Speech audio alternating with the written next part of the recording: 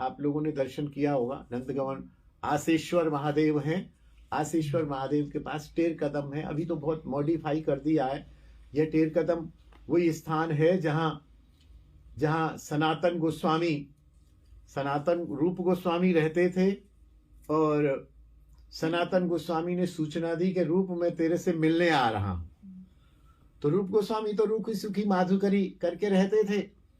तो रूप गोस्वामी को लगा मेरे बड़े भैया और मंजरी रूप में भी लवंग मंजरी आज आ रहे हैं मेरी कुटिया पर, तो कुछ तो उनका स्वागत करना चाहिए किसी भी तरह से। तो मन में आया कि भैया आ रहे हैं, गुरु स्वरूप भी हैं, उनको थोड़ी सी खीर बना के मैं पवा देता राधा रानी को भोग लगा के, तो वो भी आनंदित हो जाते, हम भी आनंदित हो जाते और उनको खीर मिल जाती राधा रानी की प्रसादी। लेकिन समस्या ये थी कि घोर जंगल में कहाँ से तो दूध आए, माधुकरी करने वाला बाबा जी, और बिल्कुल अपरिग्रही होते थे ये। आजकल के बाबा जी के पास तो फिर एक बोरी आटा मिल जाएगा आपको, चावल भी मिल जाएगा, दूध भी मिल जाएगा।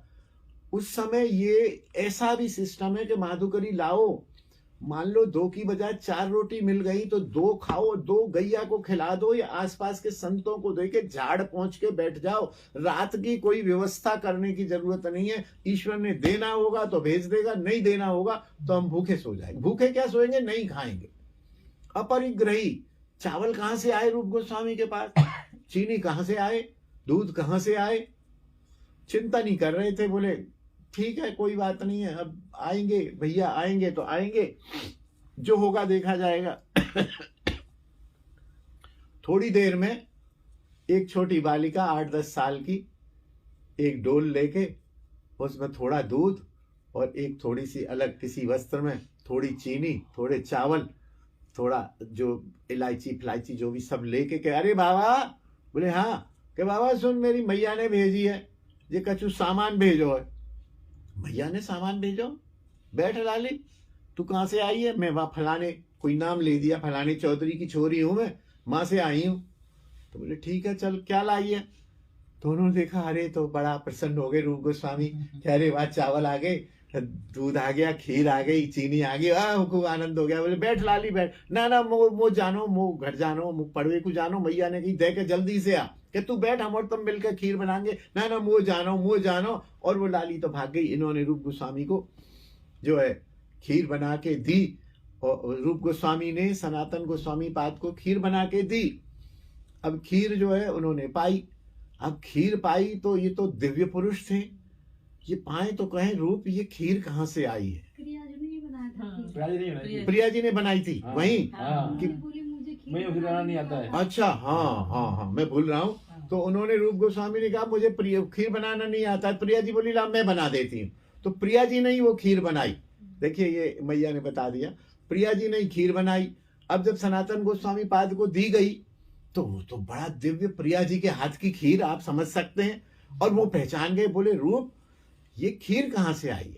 बोले ऐसे ऐसे एक लाली आई थी, फलाने रतन चौधरी की लड़की आई थी, उसने ही और हमने मिलके बनाई है। बोले नहीं, ये खीर कोई दिव्य है, ये अलौकिक खीर है, ये खीर नहीं है। तो बोले नहीं। तो बोले तू ऐसा कर, तू पता कर रतन चौधरी की लड़की कौन है, बुला के ला उसको। ऐसा था ना?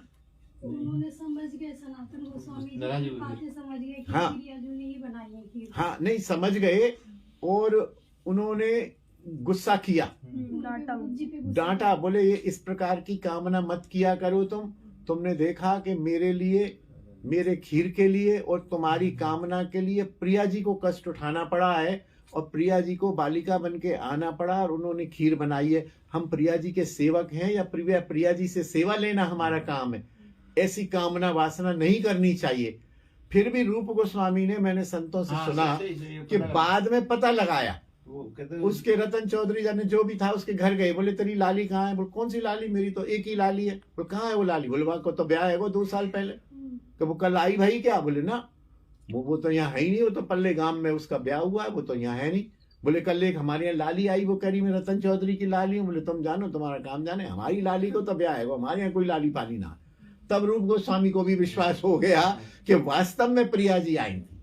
तो ये जो कदम टेर स्थान है, तो आज भी वहाँ यदि हम लोग जाते हैं तो वहाँ एक मेरे ख्याल सन्यासी वैष्णव वहाँ देखते हैं, महंत हैं, खीर का प्रसाद आधा चम्मच दें जरूर, खीर का प्रसाद ही वहाँ ठाकुर को भोग लगता है और खीर का प्रसाद देते हैं।